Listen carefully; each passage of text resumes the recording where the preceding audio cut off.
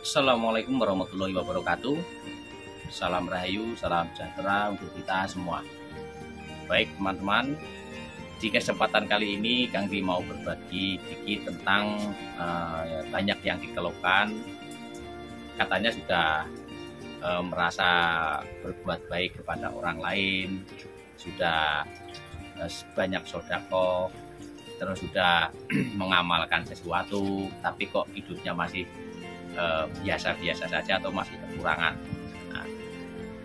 Nah, di sini sebetulnya ada poin pentingnya ya, ada poin penting yang biasanya tidak tidak dipikirkan. Ini biasanya tidak terpikirkan oleh kita semua. Itu ada satu yang tidak terpikirkan.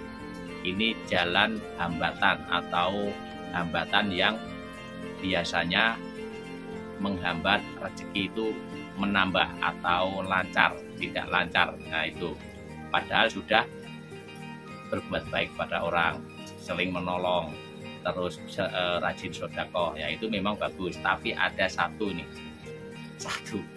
satu apa itu?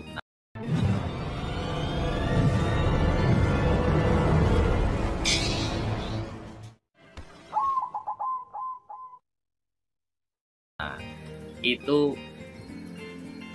orang tua. Nah, bisa dipahami nggak ini? Ini orang tua. Ini sebetulnya itu yang menghambat itu di situ.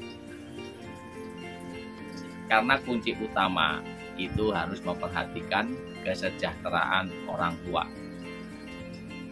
Memang agak sulit.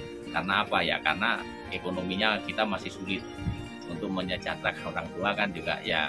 Itu cukup mudah, sebetulnya mudah, tidak harus pakai harta. Karena apa? Yang kita butuhkan itu spiritualnya, atau kita menyalurkan energi spiritual kepada orang tua, seperti halnya kepada Tuhan Yang Maha Kuasa, Allah Subhanahu Wa Taala. Nah, itu kan ibaratkan apa ya? Untuk itu kan disebutkan juga spiritual ya, spiritual dari hati. Makanya kalau orang dulu bilang kan, tingkatkan untuk segi energi spiritual. Untuk apa? Untuk menjalin silaturahmi kepada alam semesta. Nah ini kadang jarang yang tahu ya. Untuk apa semuanya itu ya berhubungan dengan keselarasan alam semesta. Ini kadang bingung ya, kadang bingung untuk memahaminya. Jadi untuk kunci utamanya ya untuk keselarasan ke alam semesta. Nah, kembali lagi ke yang tadi, ke orang tua. Itu harus kita bagaimana menjalin hubungan spiritual kepada orang tua. Walaupun sudah berbuat baik dan semuanya sudah dilakukan, tapi masih seperti itu. Tapi satu yang ditinggalkan dan tidak kita sadari, menyia-nyiakan orang tua. Itu sangat-sangat fatal ya, itu sangat-sangat mengganggu, atau itu hambatan yang utama biasanya seperti itu. Contoh, sudah berbuat baik ke orang lain, tapi ke orang tua kadang lupa. Biasanya mentang-mentang orang tua sendiri, dengan kata-kata tidak kita sadari menyakiti hati orang tua. Itu contoh, tidak sengaja, namanya orang itu kan kadang hilap, membentak orang tua.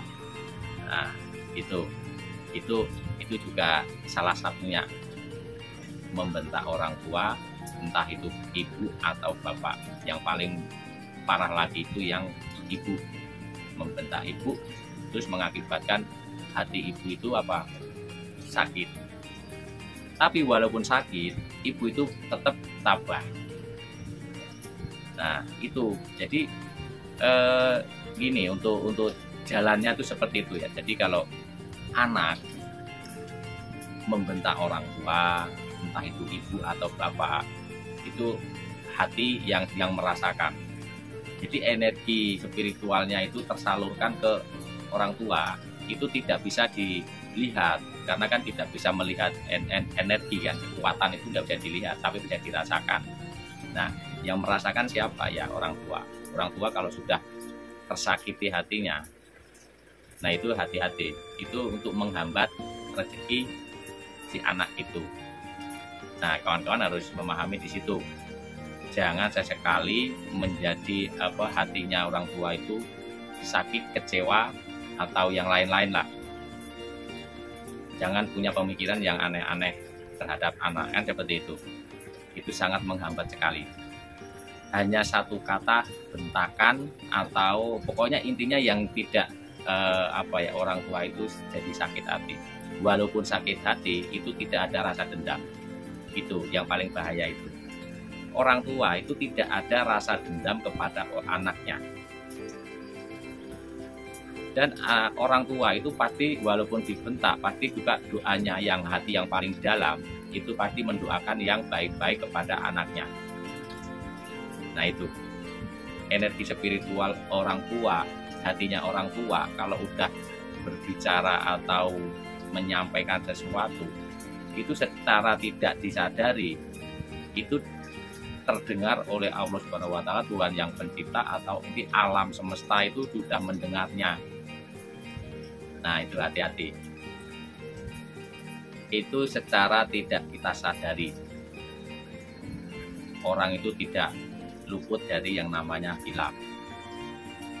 Nah jadi kunci utamanya itu jalin silaturahmi kepada orang tua. Orang tua harus dirawat, apalagi orang tua itu sudah mulai udah tua, udah perlu perawatan anak. Kita itu bergantian. Orang tua dulu merawat kita, merawat anaknya itu dengan sepenuh hati. Dengan sepenuh hati. Anaknya bikin jengkel, maksudnya waktu kecilnya itu bikin jengkel, nakal, segala macam itu orang tua pasti tidak ada rasa jengkel. Tetap walaupun disakiti tetap sabar, tabah, ikhlas menjalaninya sampai dewasa anaknya. Nah itu harus ingat, anak kita sudah mulai dewasa, harus ingat nggak ada orang tua, ibu terutama gendong anak terus disia-siakan, anak terus disia-siakan. Tetap kasih makan, kasih sayang. Nah itu anak kecil sampai ke dewasa itu yang dibutuhkan itu apa? Kasih sayang. Jadi kasih sayang itu dari mana? Ya dari orang tuanya. Nah, dan orang tua kalau sudah melewati anak sudah melewati dewasa atau sudah berumah tangga sendiri, nah itu gantian. Anak itu harus mengasih kasih sayang ke orang tua. Jadi kebalikannya. Kalau yang dulunya itu orang tua itu ngasih kasih sayang ke anak supaya anak itu bisa nyaman, bisa dapat apa yang di haknya. Nah, ini juga sekarang kalau anaknya sudah mulai berumah tangga sendiri, nah itu kembali kebalikannya, anak yang harus memuliakan orang tuanya, mengasih sayang ke orang tuanya. Karena orang tua kalau sudah mulai tua itu yang ditunggu apa? Nah kan gitu. Orang anak ke orang tua itu tinggal nunggu, tidak ada. Tapi kalau untuk orang tua mengasuh anak dari kecil, yang ditunggu apa? Dewasa. Kan begitu. Itu semuanya berturut-turut, berbalik-balik, begitu aja, betul-betul berurutan terus. Ganti menggantikan. Seperti itu kan kawannya. Jadi kunci utamanya harus menjaga hati orang tua.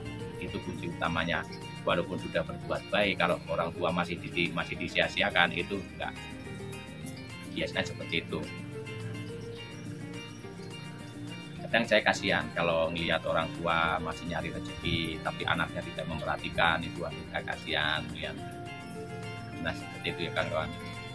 Mudah-mudahan bisa dipahami ya.